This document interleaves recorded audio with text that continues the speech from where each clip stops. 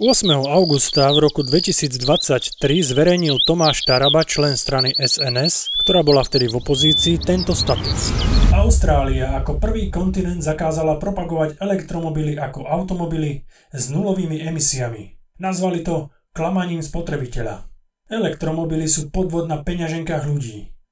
Tento príspevok mal 7600 lajkov, 6600 zdieľaní a 355 komentárov, z ktorých valná väčšina bola typu: konečne sa začínajú zobudené hlavy prebúdzať a zisťovať, že je to len obyčajný podvod od ekoteroristov a bruselskej zgerby.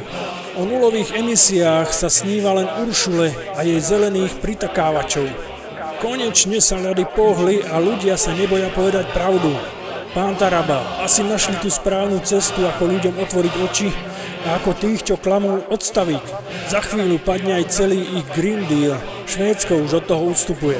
Bude nás stále viac, čo si nenecháme vymazať mozgy progresívcami, zelenými, mainstreamom. Konečne to niekto povedal nahlas.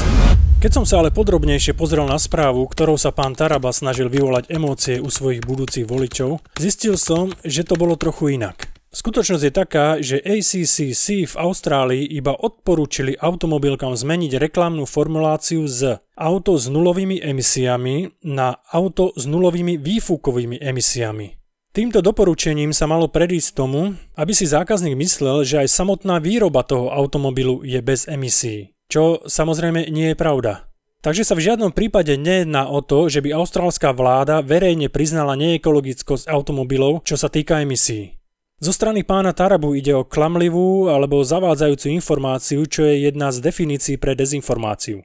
A veta elektromobily sú podvod na peňaženkách ľudí má ešte upresniť a umocniť to, čo tým príspevkom chcel vyvolať. Takýchto klamlivých správ sú v našom informačnom priestore státisíce a algoritmy sú nastavené tak, aby tieto šokujúce a negatívne správy šírili niekoľkonásobne rýchlejšie ako tie nudné, pravdivé.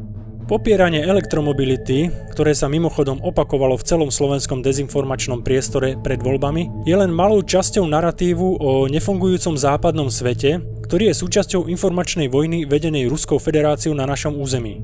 Pán Taraba takýmito dezinformáciami vedome alebo nevedome, to preverí história, nasadol na vlnu rozmáhajúceho sa konšpiračného myslenia v spoločnosti, ktorá u nás nabrala na sile v období pandémie COVID-19 a takto vedome alebo nevedome si pomocou vyvolávania emócií aj týmto spôsobom zvyšoval počet svojich voličov.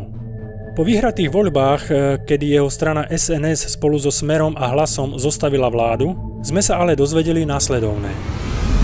A preto veľmi správne sme identifikovali, že pokiaľ nepríjmeme v krátkom čase celý rád razantných a mohutných opatrení na podporu elektromobility, tak sa nám môže stať, že výhoda v podobe veľkej koncentrácie výroby automobilov sa zmení na obrovskú nevýhodu a môže z toho byť jedna hospodárska tragédia pre celý tento štát. A dospeli sme k záveru, že nie je možné čakať rok alebo 2 roky, kým o niečom rozhodneme, pretože medzi tým nám svet ujde. Preto padlo rozhodnutie spoločné, že dnešné podnety budú pretavené do bilaterálnych rokovaní s Ministerstvom hospodárstva a s pani podpredsedničkou vlády, ktorá bude zastrešovať celú národnú stratégiu elektromobility, teda prechod toho štandardného automobilového priemyslu na elektromobilitu.